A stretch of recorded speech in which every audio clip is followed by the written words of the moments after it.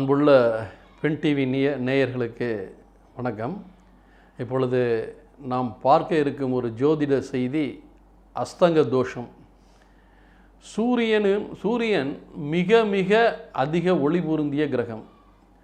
சூரியனது ஒளியை கடன் வாங்கியே மற்ற கிரகங்கள் பூமிக்கு அந்த ஒளியை பிரதிபலிக்கின்றன. சூரியனை சுற்றி வரும் கிரகங்கள் சூரியனுக்கு மிக அருகில் ஒரு குறிப்பிட்ட பாகையில், அதாவது ஒரு குறிப்பிட்ட டிகிரியில் செல்லும் பொழுது தன்னுடைய சுய ஒளியை இழந்து அஸ்தங்க தோஷம் அடையும் என்பது விதி. அஸ்தங்கம் அடைந்த கிரகங்கள் இரண்டு வழியில் பாதிக்கப்படுகின்றன. ஒன்று, அஸ்தங்கமடைந்த கிரகங்களுக்கு பார்வை திறன் குறைவு. உதாரணமாக குரு பார்க்க கோடி பலன் என்று நாம் கூறினாலும் ஒரு குரு பகவான் சூரியனுடன் மிகவும் நெருங்கி நின்று அஸ்தங்கம் தோஷம் அடையும் நிலையிலே அந்த குரு பகவானின் பார்வை பெரிய அளவில் நற்பலன்களை தராது. இரண்டாவது, அஸ்தங்கம் அடைந்த கிரகங்கள் தங்கள் தசா புத்திகளில் பெரும்பாலும் பெரிய அளவில் நற்பலன்களை தருவதில்லை. அஸ்தங்கம் அடைந்த கிரகங்களின் பலனை சூரிய பகவான் கவர்ந்து தன்னுடைய தசா புத்தியில் அந்த பலனை தருவார். ஒரு கிரகம் அஸ்தங்கம் அடையும் பொழுது அந்த கிரகம் வானமண்டலத்தில் இயங்கிக் கொண்டிருக்கும். ஆனால் அதன் ஒளி பூமியில் விழுவது தடுக்கப்படுகிறது. அஸ்தங்கம் அடையும் கிரகங்கள் அஸ்தமனம் பெறுவதால் பூமியில் இருக்கும் நமக்கு தெரியாமல் அவை மறைக்கப்பட்டாலும் உண்மையில் அவை வானமண்டலத்தில் இயங்கிக் கொண்டுதான் இருக்கின்றன. அவை வானமண்டலத்தில் இருப்பதாலும் தன்னுடைய பாதையில் இயங்கிக் கொண்டிருப்பதாலும் ஒரு கிரகம் அஸ்தங்கம் அடைந்தால் கூட அது தன்னுடைய ஆதிபத்திய பலன்களை கண்டிப்பாக செய்யும். அவ்வாறு அதனுடைய ஆதிபத்திய பலன்களை செய்யாமல் விடாது. அதே சமயம் சூரிய ஒளியின் கூசும் தன்மையினால் அவை அந்த கிரகங்கள் அஸ்தங்கமடைந்த அந்த கிரகங்கள் தான் தர வேண்டிய காரகத்துவ பலன்களை தரும் சக்தியை மட்டுமே இழக்கின்றன. அஸ்தங்க தோஷத்தில் நாம் கவனிக்க வேண்டிய இன்னொரு அம்சம் என்னவென்றால், ஒரு கிரகமானது சூரியனை விட மிக குறைவான டிகிரி, அதாவது மிக குறைவான பாகை பெற்று சூரியனை அடைவதற்கு முன்பு 5 டிகிரிக்குள் இருக்குமானால் அது முழுமையான அஸ்தங்க தோஷம் அடையும். அதே சமயம் சூரியனுக்கு வெகு அருகில் நின்றாலும் சூரியனை விட அதிக பாகை பெற்று சூரியனை கடந்து விட்ட நிலையில் அது முழுமையான அஸ்தங்க தோஷம் தராது. அதனுடைய காரகத்துவங்களும் பாதிக்கப்படாது. உதாரணமாக, ஒரே ராசியில் 3 கிரகங்கள் இருப்பதாக வைத்துக்கொள்வோம். செவ்வாய், சூரியன், சுக்கிரன் என 3 கிரகங்கள். சுக்கிரன் 2 டிகிரியில் இருக்கிறது, சூரியன் 6 டிகிரியில் இருக்கிறது, செவ்வாய் 10 டிகிரியில். இவை 3ம் ஒரே ராசியில் இருப்பதாக வைத்துக்கொள்வோம். இப்பொழுது சுக்கிரனுக்கும் சூரியனுக்கும் இடையே பாகை வித்தியாசம் 4. அதேபோல் செவ்வாய்க்கும் சூரியனுக்கும் இடையே உள்ள பாகை வித்தியாசமும் 4 தான்.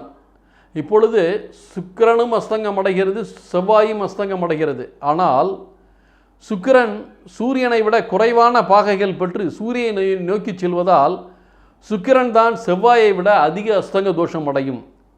அதே சமயம் சூரியனை விட குறைவாக பாகை பெற்று சூரியனை நோக்கி செல்லும் கிரகம் வக்ரம் பெறும் நிலையில் அதன் அஸ்தங்க தோஷம் பெரிதாக அதை பாதிக்காது. அதாவது இப்போது சூரியனை விட குறைவான பாகை பெற்று இருக்கும் கிரகங்கள் முழுமையான அஸ்தங்க தோஷம் அடையும். ஆனால் சூரியனை விட குறைவான பாகை பெற்று முழுமையான அஸ்தங்கம் தோஷத்தை அடையும் நிலையில் கூட அந்த கிரகம் வக்ரம் பெறுமானால் அது அஸ்தங்கம் வேலை செய்யாது, அல்லது அந்த அஸ்தங்க தோஷம் முழுமையாக செயல்படாது. இதன் காரணம் என்னவென்றால், வக்ரத்திற்கு முன்பு அஸ்தங்கம் செல்லுபடியாகாது என்பதே. இந்த அஸ்தங்க வக்ரம், அதாவது ஒரு கிரகம் அஸ்தங்கமும் ஆகி வக்ரமும் ஆகிறது என்றால் அந்த அஸ்தங்க தோஷம் வேலை செய்யாது. ஆனால் இந்த அஸ்தங்க வக்ரம் என்பது 2 கிரகங்களுக்கு மட்டுமே பொருந்தும். ஒன்று சுக்கிரன், இன்னொன்று புதன். மற்ற கிரகங்கள் அஸ்தமனம் வக்ரம் இரண்டும் ஒரே சமயத்தில் அடையும் வாய்ப்பில்லை. வக்ரம் அஸ்தங்கத்தை விட வலிமையானது என்பதால் தான் இயற்கையாகவே வக்ர நிலையில் உள்ள ராகு, கேதுக்கள் போன்றவை சூரியனோடு சேர்ந்து நின்றாலும் அவை அஸ்தங்க தோஷம் அடைவதில்லை. அதேபோல் இப்பொழுது இந்த அஸ்தங்க தோஷம் அடையும் கிரகங்களுக்கு நிவர்த்தி கிடையாதா என்றால், ஒரு கிரகம் அஸ்தங்கம் அடையும் பொழுது அந்த கிரகம் திக்பலம் பெறும் நிலையில் அதன் அஸ்தங்க தோஷம் அந்த கிரகத்தை பெரிதாக பாதிப்பதில்லை.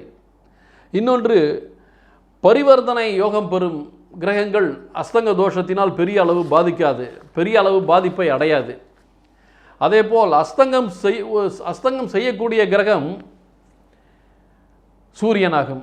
அஸ்தங்கம் அடையும் கிரகங்கள் மற்ற கிரகங்கள், அதாவது ராகு கேதுவை தவிர ஏனைய கிரகங்கள் சூரியனோடு நெருங்கி நிற்கும் பொழுது அஸ்தங்கம் அடையும். ஆனால் அந்த அஸ்தங்கத்தை செய்யும் தகுதி யாருக்கு உள்ளது என்றால் சூரியனுக்கு.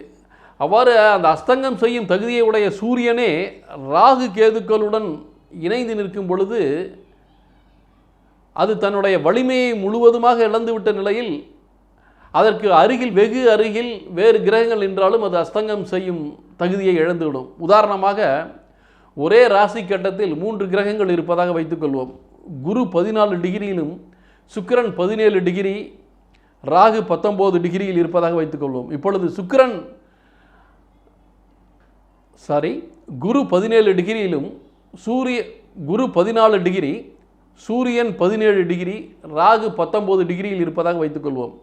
இப்பொழுது சூரியன் ராகுவை விட குறைவான பாகை பெற்று ராகுவால் கபலீகரம் செய்யப்பட்டு விடுகிறார். ஆகவே அவர் குருவை மிகவும் நெருங்கி நின்றாலும், குருவிற்கு மிக அருகில் சூரியன் நின்றாலும் அவர் அஸ்தங்கம் செய்யும் தகுதியை முழுமையாக இழப்பார். அந்த நேரத்திலே குருவும் அஸ்தங்கமாக மாட்டார். ஆகவே அஸ்தங்க தோஷத்தால் ஒரு கிரகம் பாதிக்கப்பட்டிருக்கிறதா இல்லையா என்பதை முழுமையாக ஆராய்ந்த பிறகே அந்த அஸ்தங்க தோஷம் அடைந்த கிரகத்தின் பலன்களை பற்றி பேசும் பொழுது அந்த அஸ்தங்கம் தோஷம் அடைந்த கிரகங்களின் பலன்களை பற்றி நாம் கூற முடியும். அவ்வாறு இல்லாமல் அரைகுறையாக அஸ்தங்கம் சூரியனுக்கு அருகில் நின்று, வெகு அருகில் நின்றாலே ஒரு கிரகம் முழுமையாக அஸ்தங்கம் அடைந்து விட்டது என்று நினைத்து அவை தன்னுடைய தசாபுத்திகளில் பெரும் நற்பலன்களை செய்யாது, அதனுடைய காரகத்துவங்கள் முழுமையாக பாதிக்கப்படும் என்று கூறுவது தவறு.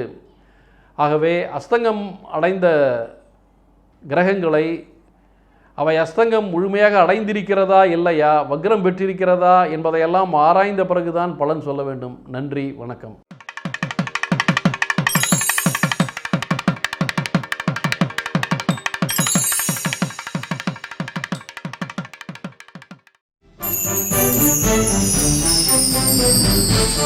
Thank you.